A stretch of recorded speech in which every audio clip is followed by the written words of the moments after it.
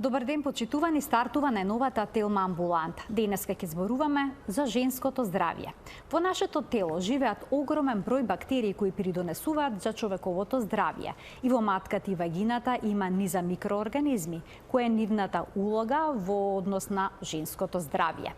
Кои бактерии обично се среќаваат во нормалната вагинална флора? Може ли да се наруши балансот на вагиналната микрофлора со примена на сапуни и разни средства за хигиена во интимната регија? Како да се зачува здравјето на вагиналниот микробиом? Ќе ја запрашаме доцент доктор Корнелија Трајкова, специјалист по гинекологија и акушерство во Аџибадем Систина и председателка на Македонското мултидисциплинарно здружение за хуман микробиом.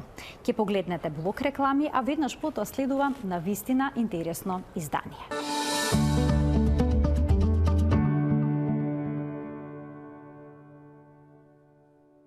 Дали здравата вагинална флора спречува генитални инфекции? Ќе ја запрашаме доктор Корнелија Трајкова, специјалист по гинекологија и акушерство, председателка на Македонското мултидисциплинарно здружение за хуман микробиом. Докторке, добре ни дојдовте во Телма амбуланта. Добар ден, Марија. Ви благодарам на поканата, со задоволство ја прифатив и со задоволство ќе се обидеме да објасниме некои работи за да бидат блиски до општата популација, до жените, кои што се многу важни за одржување пред се на квалитетот на живот. Кога одиме на гинеколог, обично правиме брисови за да се изолираат патогени, лоши бактерии. Но во матката, вагината и во женскиот генитален тракт живеат низа бактерии кои што се сметаат за добри. Која е нивната функција во однос на женското генитално здравје? Во вагината има многу микроорганизми, голем процент од нив се бактерии. Некои имаат заштитна улога, меѓутоа некои може да предизвикаат болести, со тоа што некои пак се нормално присутни, меѓутоа во одредена состојба може да бидат причинители за одредена генитална инфекција, која што може сериозно да го загрози животот на жената.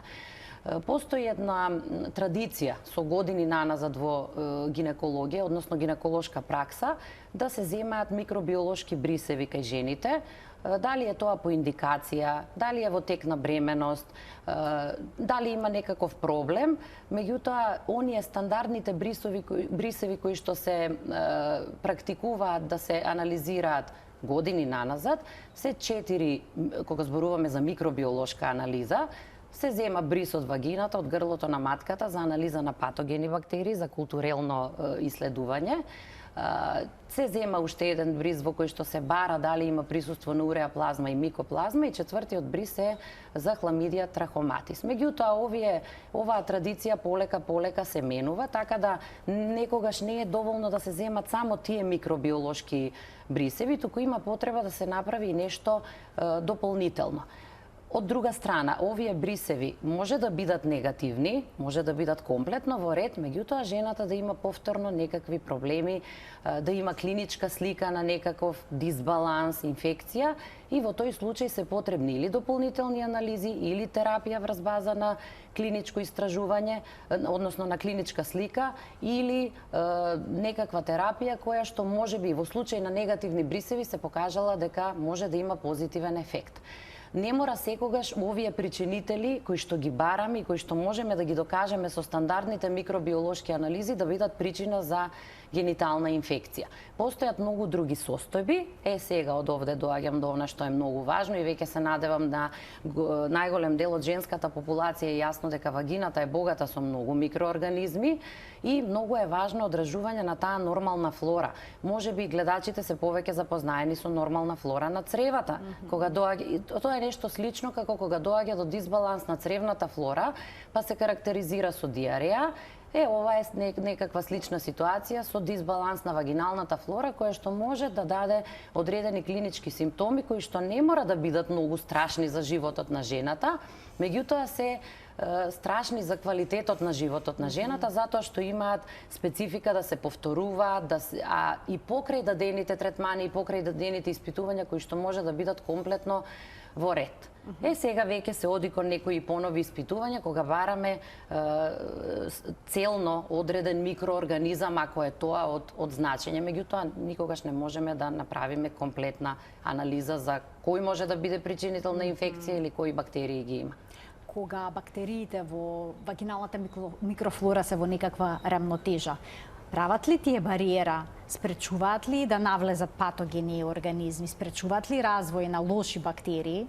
Така, токму тоа е вагиналниот микробиом, сега така се вика во последните години, е една средина во која што доминираат бактериите од сојот на лактобацилус. Значи млечните бактерии, млечно-киселинските бактерии, години наназад историски вагината е еден мал дел од човечкото тело за кој што е јасно дека се неопходни овие бактерии. Сега веќе се оди кон детектирање на целиот хуман микробиом, односно и на други делови од човечкото тело, и веќе е јасно дека и во други делови од човечкото тело многу важна улога играат микроорганизмите, бактериите, особено значи оние заштитни бактерии. Кога зборуваме за вагината, тоа се лактобацилите, меѓутоа и тука има напредок во науката, затоа што историски гледано се сметаше дека само еден вид на лактобацили е присутен во вагината и тој има заштитна улога. Напротив, со години наназад покажаа истражувањата дека има различни видови и од овие лактобацили, со тоа што немаат сите заштитна улога во вагината, некои имаат заштитна, некои дури се покажа дека се и ризик за развој на нарушување на флората и за развој на бактерии. Токму овие заштитни лактобацили се оние кои што имаат одредени специфики и така прават еден вид на бариера во вагината, и тоа е многу важно за спречување на генитални инфекции, на оние инфекции кои што се започнуваат во вагината и се качуваат нагоре кон гениталниот тракт. А што влие врз размножувањето на овие заштитни лактобацили? Многу фактори влијаат. Прво, во репродуктивен период влијае и менструалниот циклус, влијаат хигиенските навики, влијае хормонските промени кои што настануваат во животот на жената. Естрогенот како хормон? Естрогенот, да, влијаат исто така дефицитот на хормони веќе во постменопауза, во периодот после завршување на репродуктивниот период, кога веќе нема доволно естрогени. Влијае апсолутно исхраната, хигиенските навики како што напоменав, и дефинитивно се покажува се повеќе дека влијае исхраната, особено. Малку е чудно кога ќе кажеме дека е многу важен внес на пробиотици.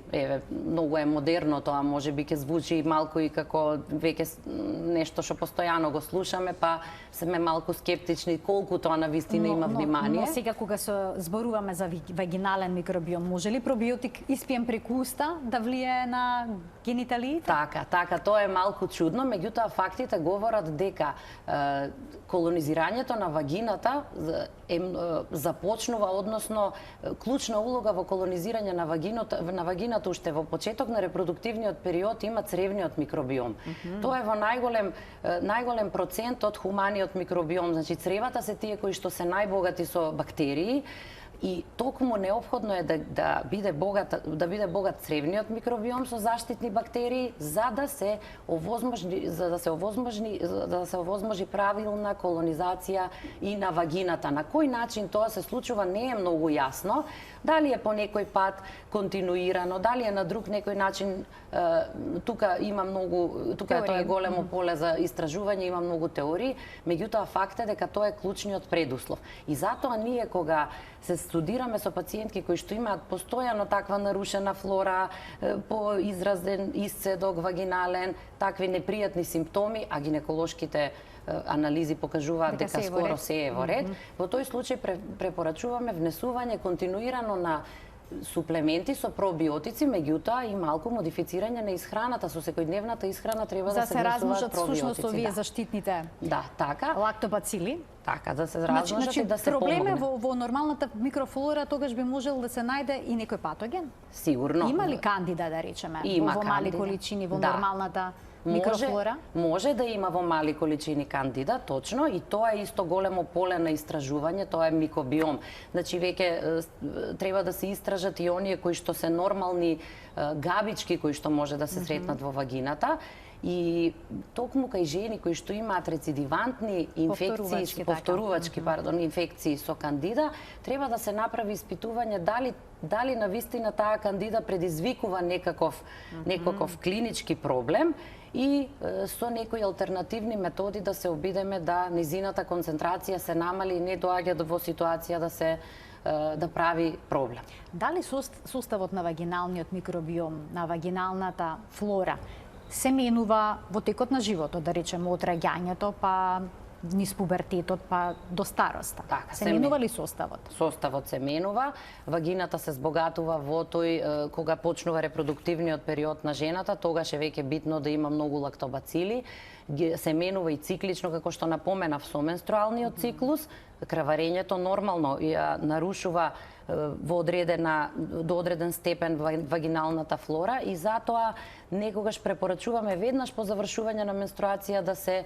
започне со некаков хигиенско-диететски режим кој што ќе го потпомогне тоа враќање во нормала на вагината. Сексуалните односи исто така ја нарушуваат, употреба на презервативи, на тампони, употреба на средства за интимна хигиена и секако понатаму во текот на репродуктивниот период, во текот на бременоста исто така се менува вагиналниот микробиом.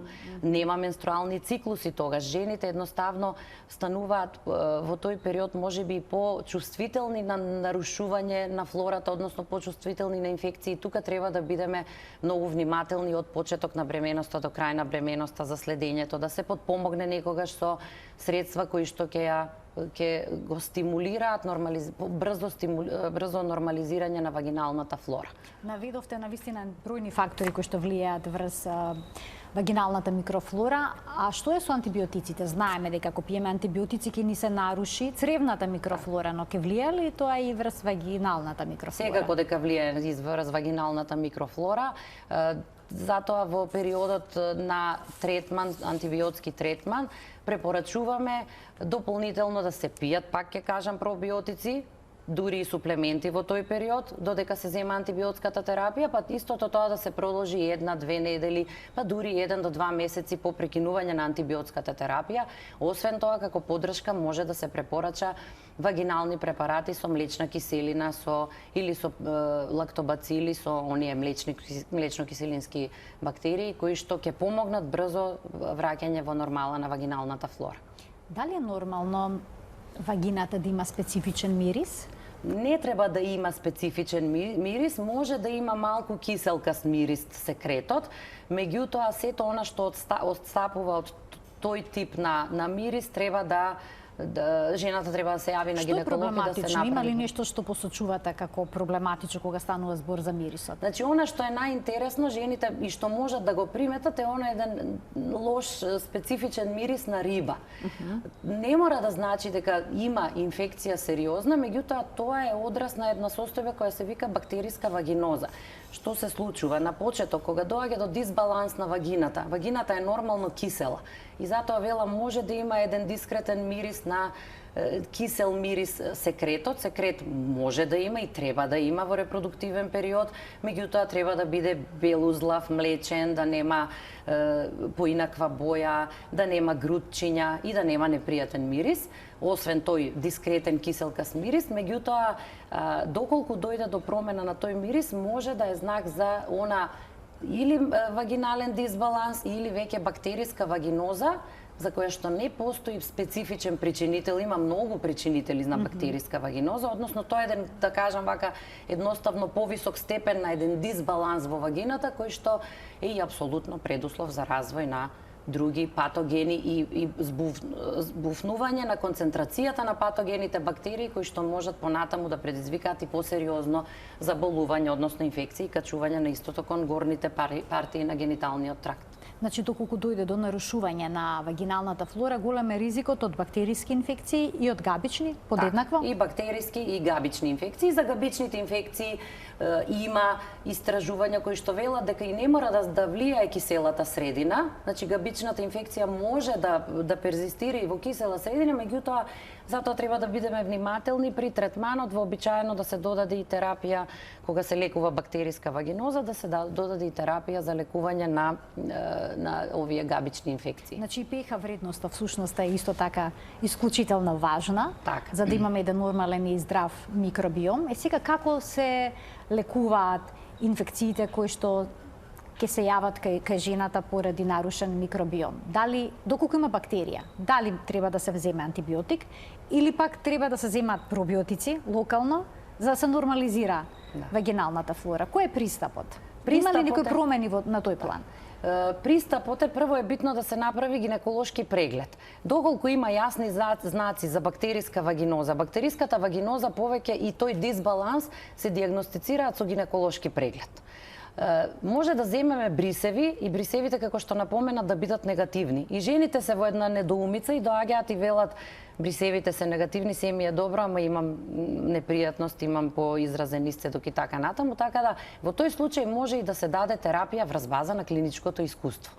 Вагинално се даваат, има одлични препарати сега на пазарот, може да се започне веднаш и со антибиотик или антимикотик, препарати за вагинална употреба, а доколку направи проценка, гинекологот може да земе и микробиолошки бриз. Сега, доколку добиеме позитивен наод за некој бриз, не мора да значи дека треба веднаш да го третираме, да ја третираме таа инфекција. Зависи за каков тип на инфекција се работи. Например, често добиваме позитивен наод за уреаплазма уреалитикум. Тоа е еден така контрадикторен микроорганизам, малку има различни ставови, треба да се лекува, не треба да се лекува, па и на глобално ниво, а релативно често добиваме позитивни брисеви. Ке кажам неколку збора затоа што сериозно голем процент од жените доаѓаат со таков наод, еве има уреаплазма уреалитикум. Тоа е микроорганизам кој што треба да се обидеме да го третираме, да го лекуваме, меѓутоа ќе очекуваме дека повторно ќе се појави во следните брисеви ако го бараме со микробиолошка анализа. Дел е од нормалната флора. И е дел од нормалната флора. И токму овие микробиолошки брисеви кои што ги правиме и кои што имаат клиничко значење, го детектираат и резултатот од брисот е позитивен тогаш кога го има овој микроорганизам во поголема концентрација од што е нормална во вагината.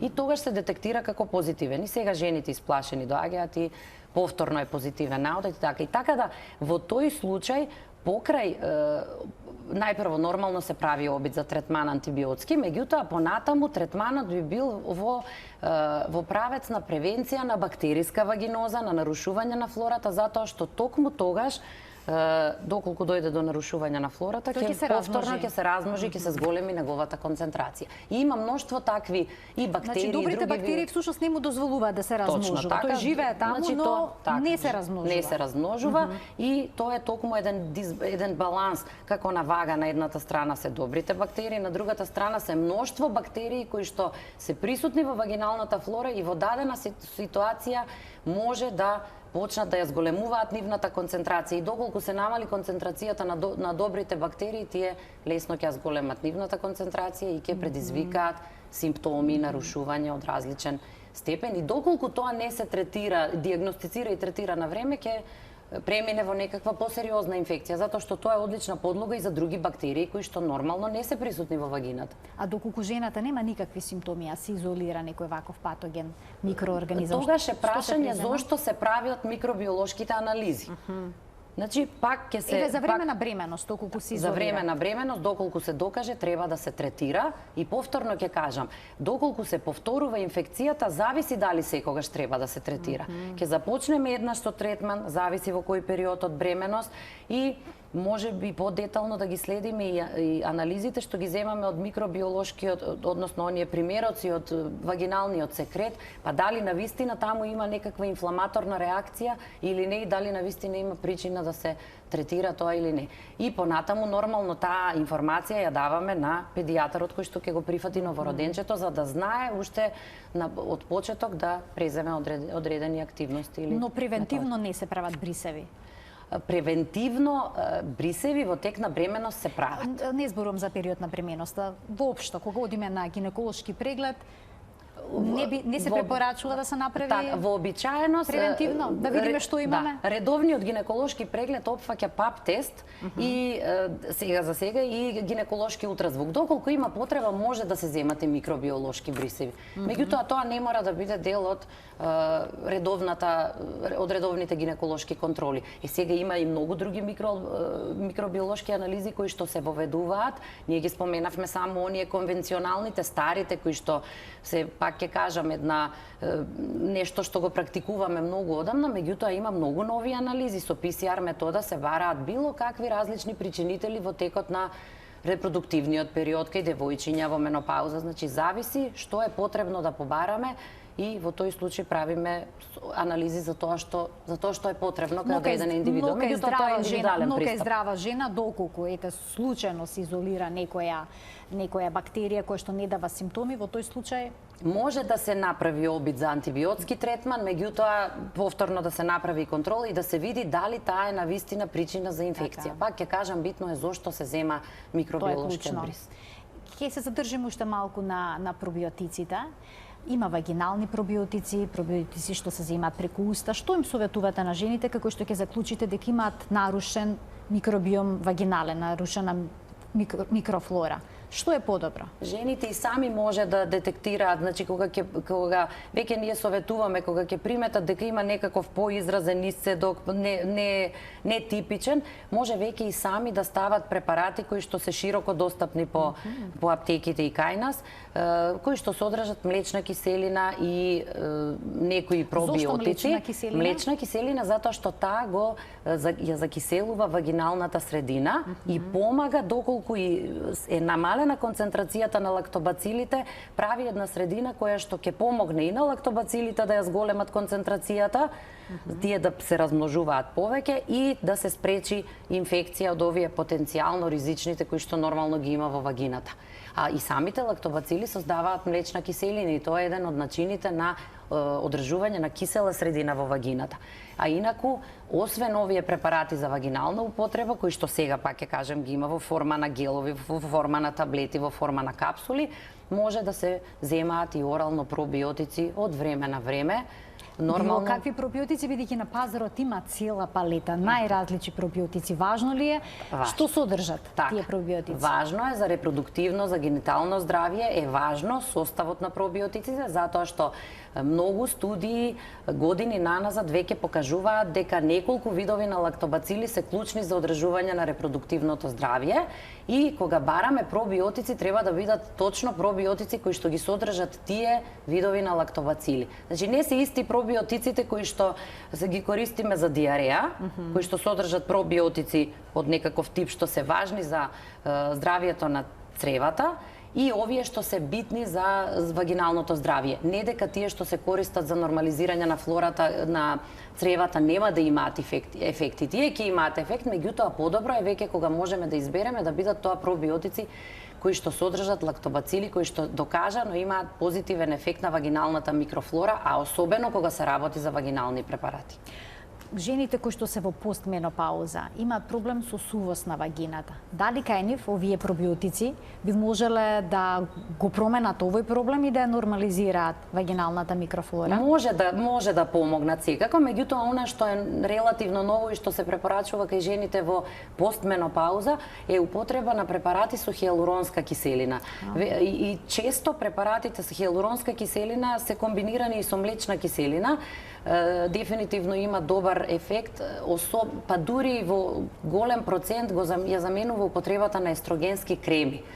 Затоа што во постменопауза често советуваме и естрогенски креми од време на време да се употребуваат заради обновување на вагиналната флора, за намалување на таа сувост која што навистина го нарушува квалитетот на живот, така да ова е веќе една варијанта која што може жените да ја употребуваат. Значи препарати со хиалуронска киселина и може да ги употребуваат секој ден слободно и имаат навистина многу добар ефект, дури се правени компаративни студии со ефектот на естрогени. Естрогените може да имаат и несакани ефекти, се користат и малку поретко, ова може да го користат почесто. Но ако нема естрогени, нема да има развој, ние заштитни Така е, нема развој на заштитни лактобацили. Што да се преземе тогаш? Може да се внесуваат во тој период повеќе пробиотици и тоа генерално со исхрана, со млечно, со ферментирани продукти, да се практикува секојдневно да се внесуваат со исхрана, некако ферментиран продукт, кисело млеко, јогурт, кефир, ајран, кисели краставички, зелка, природно ферментирани. Природно ферментирани продукти имаат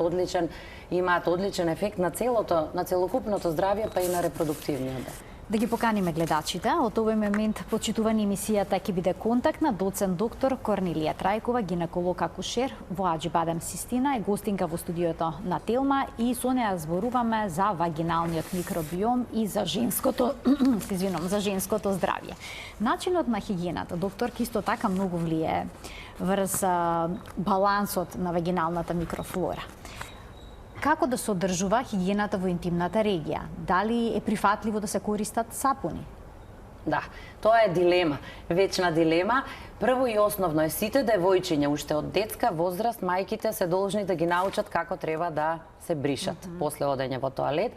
Значи тоа е неопходно и тоа треба тоа е неопходно и мора да се знае дека бришењето треба да биде од напред кон назад. Дефинитивно, затоа што доколку обратно се бришат, а не е мал процентот на жени во репродуктивна возраст кои што кога ќе ги прашаме ни кажуваат дека обратно се бришат од назад кон напред. Од аналниот отвор кон напред. Значи не треба од напред кон аналниот отвор на назад за да се спречи загадување на вагината со мноштвото на микроорганизми кои што нормално ги има во аналниот отвор од дебелото црево. Значи тоа е основно, па и миењето треба да биде, најдобро е да биде од напред кон назад. Она што може да се употребува и треба да се употребува се специјално наменети гелови или купки за интимна хигиена. Миење со вообичаено со сапуни или купки кои што ги користиме гелови за туширање за целото тело треба да се избегнува. Значи, постојат веќе многу гелови за интимна хигиена кои што се имаат ниска pH вредност, имаат млечна киселина и токму такви треба да се употребуваат. Да не биде тоа прекумерно употребување, значи барем еднаш дневно, може и 2 пати дневно да биде миење со овие гелови, меѓутоа со многу мала количина, со некоја 1-2 капки, колку да не биде со чиста вода. Затоа што постои па едно мислење дека миење само со чиста вода не може, мора да се измие некогаш и мора да се измие гениталниот отвор, односно надворешните гениталии зборуваме. Вулвата, да, надворешниот дел, значи мора да се измие и со некаков сапун, меѓутоа не треба тоа да бидат ни бебешки сапуни. Не треба да се користат. Сметам дека бебешките сапуни се одлично решение бидејќи се нежни. Да, нежни се, меѓутоа се наменети за бебе. Бебешката кожа не е иста како кожата на жената. Значи има различни специфики, така да не треба да се користат бебешки сапуни, треба да се користат такви купки специјално наменети. Зборуваме за измивање на надворешните гениталии, не зборуваме за измивање на вагината. Имаме гледачки, ќе ве прашам и за измивањето на вагината, но пред тоа ќе му дадеме предност на гледачот и неговото прашање. Добар ден. Добар ден, Марија. Добар ден. Поздрав до вас и до доктор Корнелија. Добар ден. Сакам да ја прашам дали може би е вон контекстот на ова денешна тема, али пак ја мислам дека не сум многу далеку. Мојата ќерка имаше неколку спонтани и некаде прочитав дека бактеријата листерија може да предизвика спонтан абортус. Дали е тоа точно? Исто така и салмонелата. Но најмногу е потенцирана бактеријата листерија. Добро, ви благодарам за вклучувањето. Дали може да добијам од доктор Корнелија? Секако ќе добиете одговор. Ви благодарам за вклучувањето во програма. Поведете, доктор. Точно, листерија моноцитогенез е докажан причинител на спонтани абортуси. Може да биде причина за тоа. Затоа треба да бидеме многу внимателни со конзумирање на храна, конкретно на млеко и млечни производи, кои што треба да бидат термички обработени, односно пастеризирани. Да, затоа што листерија најчесто се наоѓа во необработените, односно непастеризирани млечни производи, како што се некои млади сирења, кои што може практикуваме да ги конзумираме, така да треба да се внимава. Има испитување едноставно да се направи за присуство на листерија моноцитогенез, така да тоа е паметно да се направи доколку се работи за повторувачки спонтани абортуси. А салмонелата? Па може би и салмонелата, меѓутоа со салмонела дава типична клиничка слика во периодот кога е заразата, така да ова треба и може да се направи за листерија. Продолжуваме со начинот на хигиена на интимната регија кај жената за да не дојде до дисбаланс на вагиналната флора. Споменавте значи гелови наменети за интимна нега кои што содржат млечна киселина и pH вредноста да биде пониска, да биде кисела pH вредност. А што е со измивањето на вагината? Бидејќи некои жени користат специјални уреди, тушеви така и раствори кои што ги вбризгуваат. Дури некои пари користат. Да, има такви раствори кои што може да се најдат и по и во аптеките ги има. Да, во аптеките точно тие може да се употребуваат таму каде што има индикација, но тоа треба секогаш во договор со гинеколог. Има тушеви кои што во одредени ситуации може да помогнат кога е потребна навистина дезинфекција и има потреба од некаква интервенција или слично, значи тоа е сепак по наменски по препорака од гинеколог. Има со различни комбинации, има таков тип на вагинални тушеви со сода бикарбона. И сода бикарбоната треба да се избегнува. Многу од жените практикуваат кога ќе почувствуваат некој таков непријатен исцедок да се измијат со сода бикарбона, меѓутоа не треба тоа да биде така и таа се дава во многу ретки случаи во гинекологијата, затоа што можеби ќе помогне во првиот момент, меѓутоа потоа ќе направи сериозно нарушување на флората и подигнување на таа pH вредност за која што после ќе биде потребно многу време за да се врати во нормала. Така да овие тушеви треба да се избегнуваат и како да се чисти користат, вагината? Таа сама се чисти, сама од себе се чисти, по менструалното крварење, значи сама од себе се чисти и токму тоа е важно ние да подпомогнеме на организмот да го прави тоа циклично на прочистување, да кажам, и обновување, регенерирање на вагината, индиректно преку внесување на суплементи, преку хигиено-диететскиот режим и да не предизвикаме со нешто да се наруши тој нормален процес, ама кај некои луѓе, кај некои жени имаат, ние велиме, и генетски полиморфизам, некој едноставно е посклон кон некои бактерии, некој не. Голем процент од жените, ќе го спомнам сега, и HPV вирусот, доаѓаат во контакт со хуман папилома вирусот, меѓутоа нема кај сите да предизвика промена на грлото на матката, само кај некој ќе предизвика. Така. Имам уште двајца гледачи што очекуваат вклучување, ќе им дадеме предност. Добар ден за првиот од нив. Ало, добар ден. Ве слушаме во програма, сте, повелете. Едно прашање за докторката. Ќерка ми има 22 години, но нема редовна менструација. Добро. Така. Загрижена сте бидејќи нема редовна менструација и претпоставам прашањето е што треба да се направи за да се регулира циклусот. Да, на секој 46 или 8 дени доаѓа и нередовно. Така. И сега сме загрижени што понатаму. Така. Ви благодарам за вклучување, докторке, да го слушнеме и следното прашање. Ова е, добро, да. И следното прашање за да не чека гледачот, бидејќи малку почека. Добар ден. Добар ден. Повелете. Јас едно прашање имам за мене. Така. Може? Да, секако ве слушаме, повелете. Вака, јас на гинеколошки прегледи одам редовно. И докторов вели ништо немаш, демек, секакви испитувања имам направено, ама изгледа имам нездрава, како што гледам ваква вагинална флора, осеќам долу како нешто да не ми е во ред. Што чувствувате конкретно? Па така, ко печење, при односи, имам болки и мажот ми одма приметува дома, приметуваат.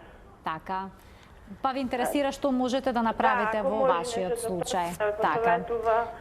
Да немате некој подпрашање, докторке? Не, тоа е се. Ви благодарам за вклучување, да почнеме редоследно со првата гледачка. Првата гледачка малку надвор од контекстот на денешната тема, меѓутоа секако дека ќе одговорам, треба да се направат гинеколошки испитувања, да се види точно што најпрво дали морфолошки, односно дали има некакви промени кои што се видливи на ехо, И доколку нема таква работа, може да се направат и лабораториски хормонски испитувања и доколку се открие причина да се даде терапија со хормони за регулирање на циклусот. Така да секако треба да се направи и да се направат анализи и да се открие причината за тоа, затоа што сепак тоа се малку подолги интервали на менструален циклус од тоа што се смета за вообичаено. А во однос на втората гледачка? За втората гледачка, токму за тоа говориме. Нарушена вагинална флора се е уредно гинеколошки, брисевите се уредни, па дури на гинеколошки преглед може би се уредно да изгледа, а жената има таква нелагодност. Токму тогаш препорачуваме и советуваме да се проба со вагинални гелови, со млечна и хиалуронска киселина или со пробиотици, достапни се тие во аптеките, веќе може да се набават. Може да се ставаат, да речеме, 5 до 7 дена во континуитет, а после да се ставаат секој месец по 5 дена, по 5 до 7 дена, да се повтори тоа 3 до 4 месеци.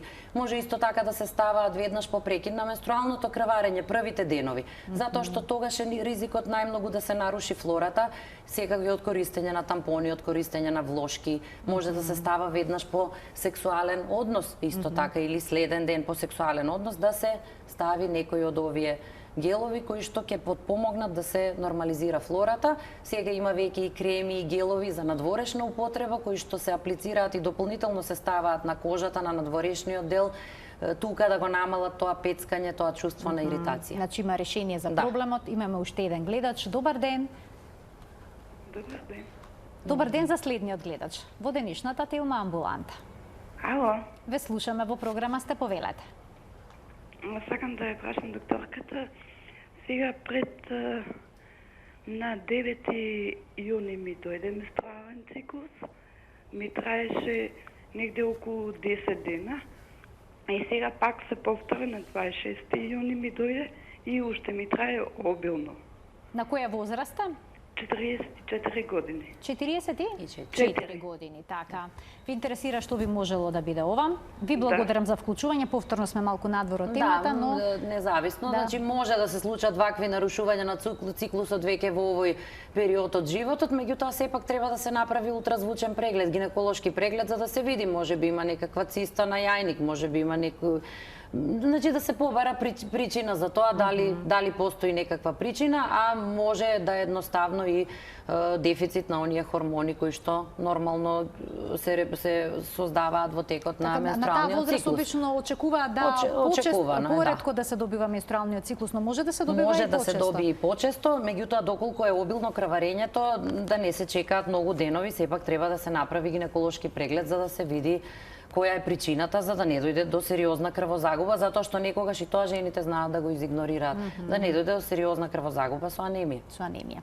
Продолжуваме понатаму во однос на хигиената на интимната регија кај жената, доколку има исцедок кој што е бел, нормален, каква треба да биде хигиената, колку често треба да се измива тој интимната регија? Сигурно дека барем еднаш во денот со туширањето во репродуктивен период е пожелно да се направи, да се измие, како што реков, со минимална количина на оние гелови наменети за интимна хигиена. Значи да не се претерува и со хигиената толку многу, да не биде тоа неколку пати миење во текот на денот, затоа што и да се употребуваат овие гелови со млечна киселина, кисели кои што потпомагаат да се односно не доведуваат до нарушување на флората, сепак прекумерното употребување и прекумерното плакнење може да биде ризик за појава на нарушување, за дисбаланс. Значи прекумерната хигиена исто така е проблематична кога станува збор за здравјето на микробиомот, односно на вагиналната флора. А како да изгледа хигиената за време на менструацијата? Многу е важно често менување на влошките и често менување на тампоните. Значи, ако се користат тампони, колку е можно почесто, затоа што задржување на менструалната крв е ризик за развој на бактерии.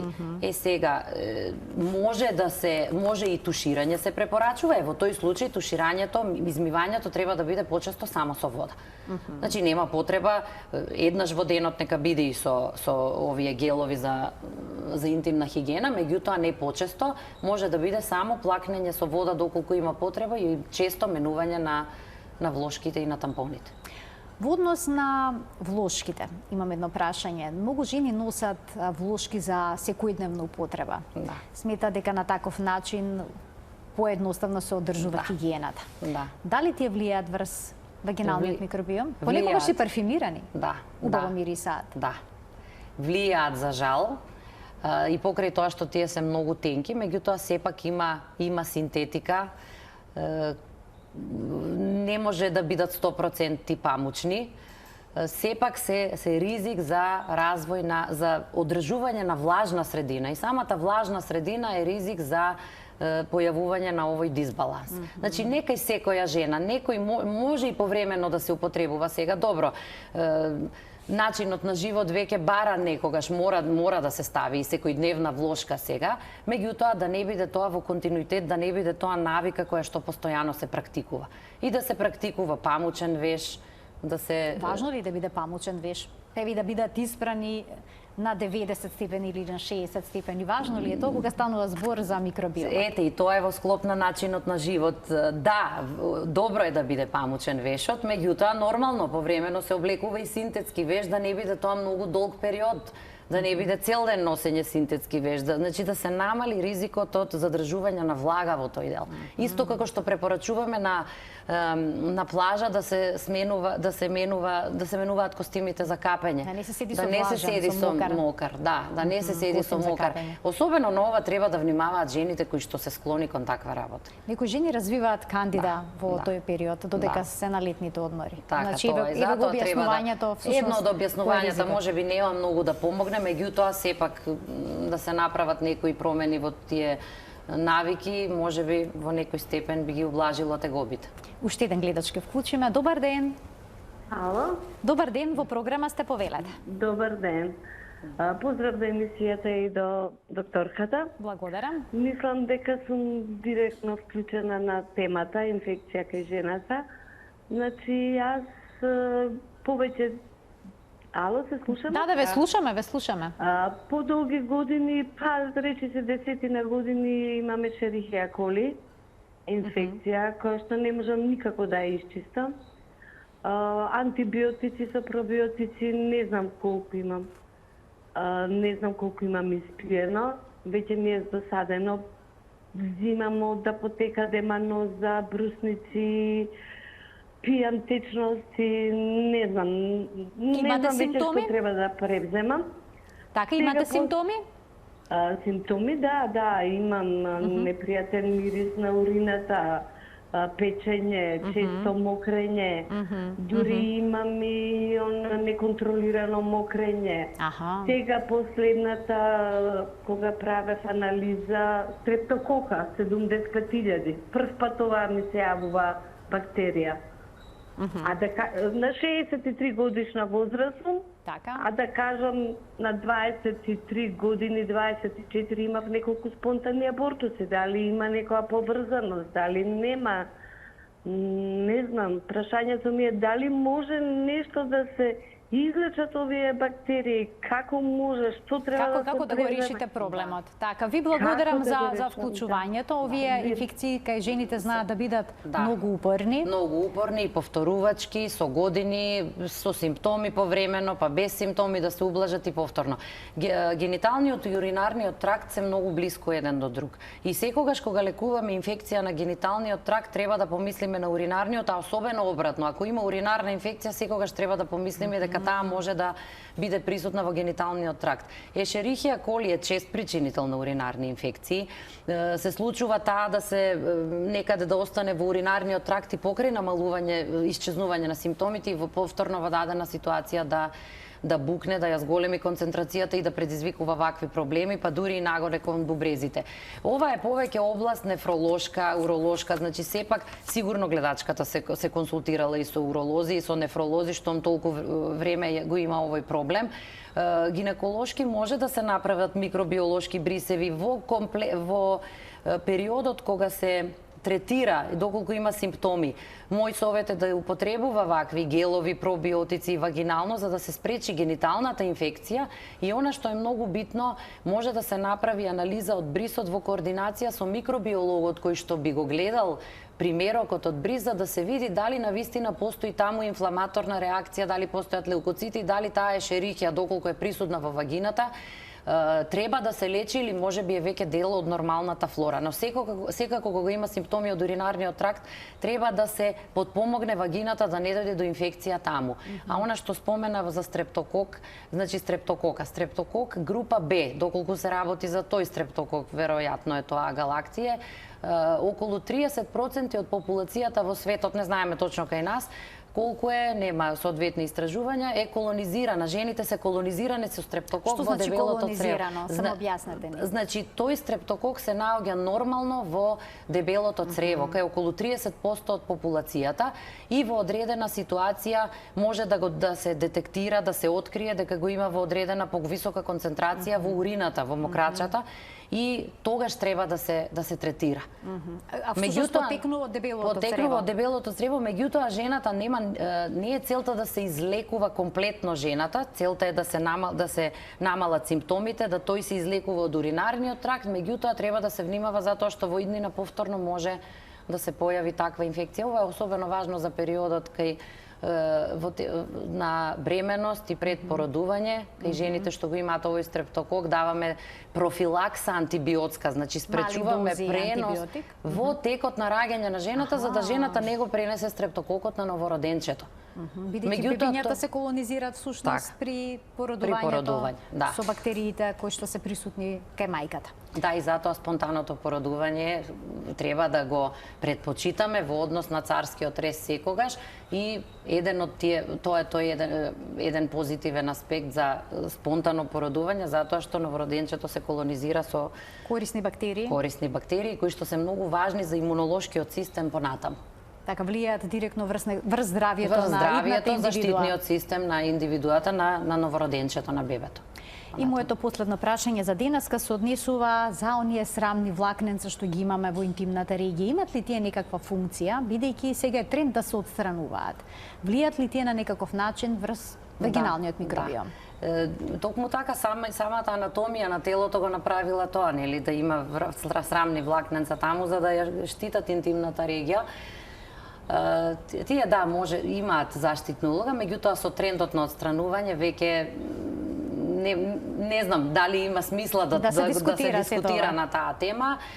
И нормално со тек на време, од кога ќе почнат да се отстрануваат срамните влакненца, организмот сам ќе си направи еден начин на одржување, на заштита на интимната регија, па и без тие срамни влакненца. Секако и доколку не се отстрануваат, треба да се подскратуваат, да не биде тоа од друга страна ризик за развој на инфекции, за задржување на истедок од вагината, од аналниот отвор, целиот тој дел е тука блиску.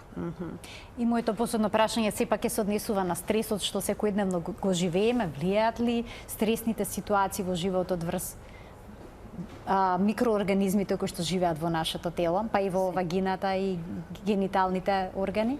Сигурно дека влијае. Стресот има само негативни ефекти комплетно на човечкото здравје, така да секако стресот треба да се обидеме да го избегнуваме, затоа што не може да има позитивен ефект, може да има само лош ефект врз здравјето на организмот, комплетно на целиот организам, па секако и на репродуктивното здравје. Доктор, ќе ви благодарам многу за вашето денешно гостување во Телма амбуланта. Денеска е воедно светскиот ден на микробиомот. Денес е светски ден на микробиомот, веќе го празнуваат многу земји, се вклучуваат секоја година се повеќе земји.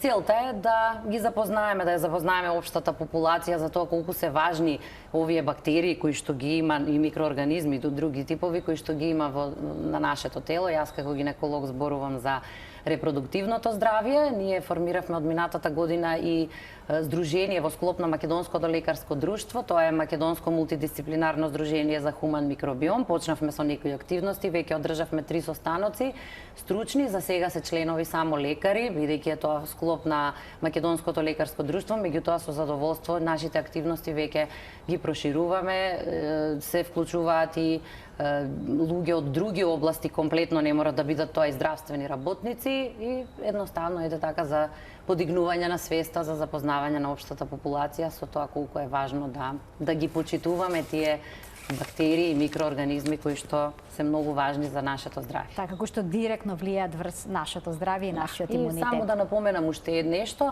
и во нашата болница, во клиничката болница Аџи Бадем Систина, практикуваме, работиме анализа на вагинален микробиом, едноставно со земање на бриз од вагина, кој што се анализира во соработка со Македонската академија на науки и уметности.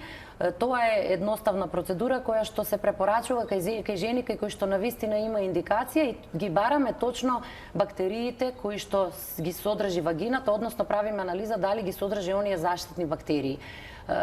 Испитувањето не е комплетно, тоа се почетоци на анализа на вагиналниот микробиом, за да ние го детектираме целиот вагинален микробиом, треба многу време, меѓутоа еве почнуваме барем еден дел да работиме.